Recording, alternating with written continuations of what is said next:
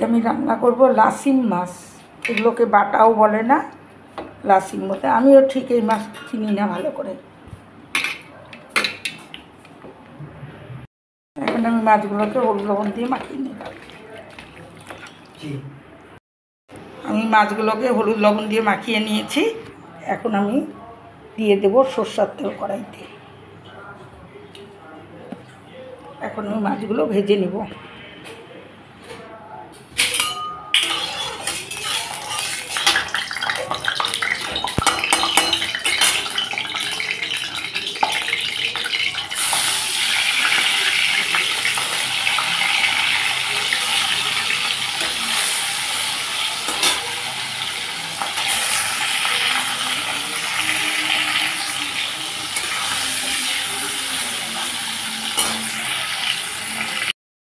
আমার মাছ ভাজা হয়ে গেল।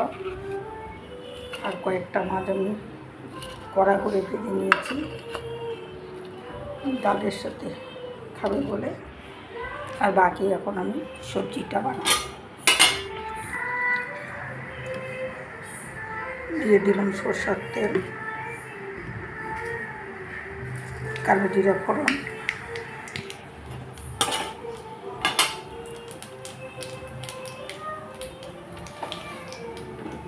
দিয়ে দিলাম আলু,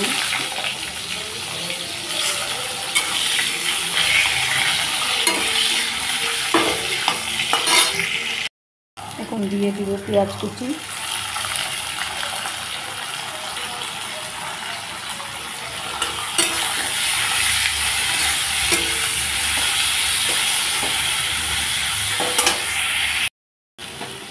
দিয়ে দিব আদা কুচি,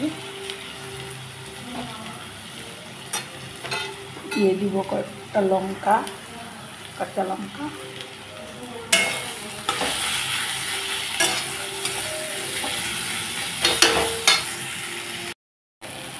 দিয়ে দিচ্ছি হলুদ গুঁড়া, দিয়ে দেবো স্বাদ মতো লবণ,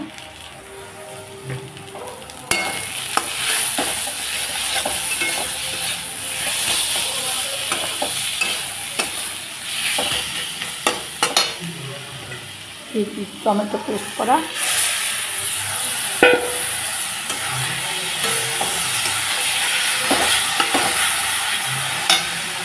দিয়ে দিচ্ছি সামান্য পরিমাণে লঙ্কার গুঁড়া।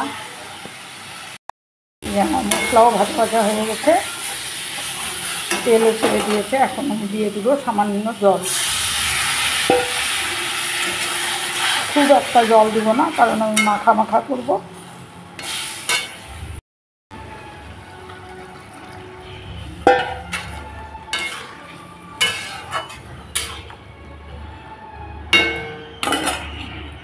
ঢেকে দিব। মাখা মাখা ঝোল হয়ে গেল। লাসিম মাছ বলে। সঙ্গে দিয়ে দিলাম ধনেপাতা কুচি করে।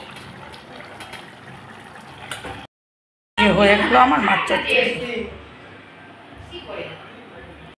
আমার ঠাম্মা একা থাকে বলে কোনো সাথী সঙ্গী নেই, তাই ও একা একাই এইসব করে সারাদিন। এখন স্কুলও নেই, তাই এইভাবেই ও দিন কাটায়। পড়াশোনাও করে, মাঝে মাঝে এইসব নিয়ে খেলা করে। আরও আমি আজকে তোমাকে ভিতরে ট্যুরও দিব। আমার স্কুল নাই তো, আমার স্কুল নাই এই জন্যই। এই যে এখানে আমার বোটলস আছে ঠান্ডা ঠান্ডা। এখানে আমার পিছনে ডাস্টবিন আছে। এটা আমি মানে ট্রলিকে অ্যাজ আ লাইক এটাকে খুলে আমি ঘরকে উঁচা করতে পারবো। এই যে এটা হলো আমার দরজা ঢোকা।